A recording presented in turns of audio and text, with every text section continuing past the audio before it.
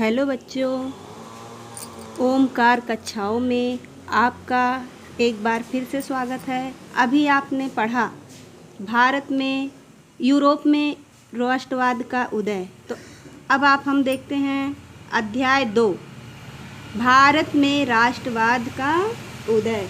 जैसा कि अध्याय 1 में आप देख चुके हैं कि यूरोप के आधुनिक राष्ट्रवाद के साथ ही राष्ट्र राज्यों का उदय हुआ। इससे अपने बारे में लोगों की समझ बदलने लगी। वे कौन हैं, उनकी पहचान किस बात से परिभाषित होती है, यह भावना बदल गई। उनमें राष्ट्र के प्रति बदलाव व लगाव का भाव पैदा होने लगे। नए प्रतीकों और चिन्हों ने, नए गीतों और विचारों ने नए संपर्क स्थापित किए और समुदायों की सीमाओं को दोबारा परिभाषित कर दिया। ज़्यादातर देशों में एक नई राष्ट्रीय पहचान का निर्माण एक लंबी प्रक्रिया में हुआ। आइए देखें कि यह हमारे देश में चेतना किस प्रकार पैदा हुई। तो आधुनिक राष्ट्रवाद उपनिवेशों की तरह ही भारत में आधुनिक राष्ट्रवाद का उदय हुआ, जिसने औपनिवेशिक शासकों के खिलाफ संघर्ष के दौरान आपसी एकता को पहचानने लगे। उत्पीड़न और दमन करना, स्वतंत्रता को हासिल करने के लिए और समाज में आर्थिक कठिनाइयों को दूर करने के लिए नव चेतना जैसी प्रवृत्तियों में बदलाव लाना था। इस प्रकार एक नई राष्ट्रवाद पहचान का निर्माण एक लंबी प्रक्रिया के दौरान शुरू हुआ। सत्याग्रह का विचार। सत्याग्रह गांधी जी ने जनवरी 1919 में सत्याग्रह आंदोलन प्रारंभ किया। किन्होंने प्रारंभ किया? गांधी जी ने। कब प्रारंभ किया? जनवरी 1919 में सत्याग्रह आंदोलन प्रारंभ किया। हिंसा व हत्या का विरोध करने वालों में से गांधी जी प्रमुख थे। उनका मानना था कि अगर हमारी बात सत्य है तो बिना जोर जबरदस्ती व हिंसा से उसे प्राप्त नहीं करना चाहिए। अतः हमें सत्य के लिए सिर्फ आग्रह करना चाहिए, यानी सत्याग्रह। सत्य को हिंसा से प्राप्त करने की कोशिश नहीं करनी चाहिए। Rowlatt act 1919।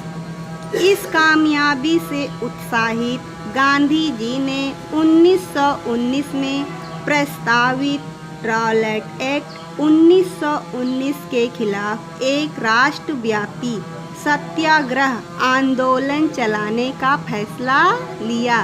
किन्होंने लिया? गांधी जी ने लिया। भारतीय सदस्यों के भारी विरोध के बावजूद इस कानून को इंपीरियल लेजिस्लेटिव काउंसिल ने बहुत जल्दबाजी में पारित कर दिया। भले ही रॉलेट एक्ट सत्याग्रह एक बहुत बड़ा आंदोलन था, सत्याग्रह जो था एक बहुत बड़ा आंदोलन था, लेकिन अभी भी वह मुख्य रूप से शहरों और कस्बों तक ही सीमित था। महात्मा गांधी पूरे भारत में रॉलेट के जरिए ज़्यादा जनाधार वाला आंदोलन खड़ा करना चाहते थे।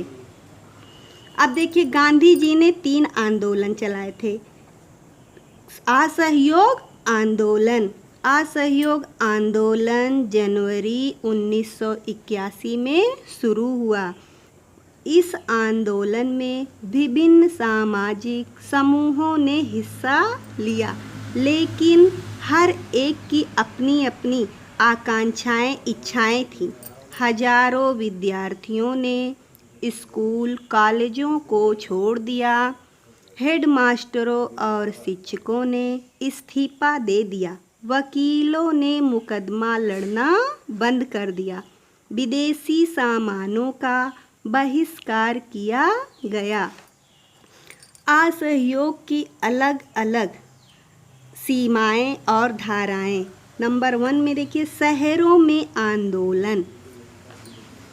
आंदोलन की शुरुआती शहरी मध्य वर्गों की हिस्सेदारी के साथ हुई। हजारों विद्यार्थियों ने स्कूल और कॉलेजों को छोड़ दिया और विदेशी सामानों का बहिष्कार किया। जगह जगह पिकेटिंग क्या होता है? देखिए, फैक्ट्री और दुकानों में जाने पर रोक लगाई गई, तो जगह जगह पिकेटिंग की गई और विदेशी कपड़ों की होली जलाई जाने लगी। बहुत सारे स्थानों पर व्यापारियों ने विदेशी चीज़ों का व्यापार करने, यानी जो क्या थे, व्यापारी थे, उन्होंने विदेश से आने वाली चीज़ों का व्यापार करने या विदेशी व्यापार में पैसा लगाने से मना कर दिया। भारतवासियों में भारत में बने वस्त्रों का उपयोग किया। इससे भारतीय कपड़ा मिलों और हथकरघा का उत्पादन बढ़ने लगा। दूसरा, ग्रामीण इलाकों में विद्रोह। शहरों से बढ़कर असहयोग आंदोलन ग्रामीण क्षेत्रों में फैल गया। युद्ध के बाद देश के विभिन्न भागों में चले किसानों में समा गए। किसानों की मांग थी कि भूकर और बेगार खत्म हो, यानी उस समय उनसे जो काम कराया जाता था उसका उन्हें पैसा नहीं दिया जाता था। तो किसानों की मांग थी कि भूकर और बेगार खत्म हो और दमनकारी जमींदारों का सामाजिक बहिष्कार किया जाए। सविनय अवज्ञा आंदोलन, ये भी गांधी जी ने ही चलाया था। अप्रैल 1930 को सविनय अवज्ञा आंदोलन शुरू हुआ। यह आंदोलन असहयोग आंदोलन के मुकाबले भिन्न था। कौन आंदोलन? सविनय अवज्ञा आंदोलन असहयोग आंदोलन से अलग था। अंग्रेजों का सहयोग न करने के लिए बल्कि औपनिवेशिक कानूनों का उल्लंघन करने के लिए आह्वान किया जाने लगा। देश के विभिन्न भागों में हजारों लोगों ने नमक कानून तोड़ा और सरकारी नमक कारखानों के सामने प्रदर्शन किया। सविनय अवज्ञा आंदोलन में शामिल हुई सामाजिक समूह तथा गफ्फार खां और पंडित जवाहरलाल नेहरू सहित कई नेताओं को जेल में डाल दिया गया। साल भर तक यह आंदोलन चला, लेकिन 1934 तक आते आते उसकी गति मंद पड़ने लगी। सविनय अवज्ञा आंदोलन का प्रारंभ 12 मार्च 1930 ईस्वी।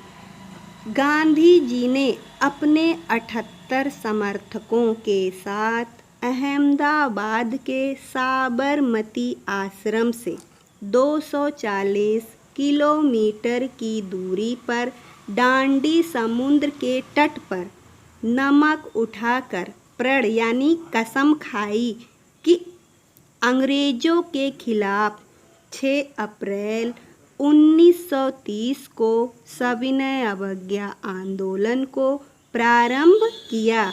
किन्होंने प्रारंभ किया? गांधी जी ने प्रारंभ किया को सविनय अवज्ञा आंदोलन को प्रारंभ किया, जो ब्रिटिश साम्राज्य के खिलाफ एक बहुत बड़ी चुनौती थी। सविनय अवज्ञा आंदोलन की सीमाएं। डॉक्टर भीमराव अंबेडकर ने 1930 ईस्वी में दलितों को दलित वर्ग एसोसिएशन निर्वाचन में संगठित किया। डॉक्टर भीमराव अंबेडकर थे जो 1930 में दलितों के लिए अलग से निर्वाचन की मांग की। दलितों के लिए अलग निर्वाचन क्षेत्रों के सवाल की मांग की। उनका मत था कि दलितों के लिए अलग निर्वाचन क्षेत्रों की व्यवस्था की जाए जिससे समाज में उनके एकीकरण की प्रक्रिया पूरी हुई। मुस्लिम लीग के नेताओं में से एक मोहम्मद अली जिन्ना का कहना था कि अगर मुसलमानों को केंद्रीय सभा में आरक्षित सीट दिया जाए तो समझौते के लिए इस मुद्दे के समाधान की सारी संभावनाएं समाप्त हो जाएंगी। किनका कहना था? मोहम्मद अली जिन्ना का कहना था कि अगर मुसलमानों को केंद्रीय सभा में आरक्षित सीट दिया जाता है तो समझौते के मुद्दे का समाधान खत्म हो जाएगी और मुसलमानों को आबादी के अनुपात में बांट दिया जाएगा।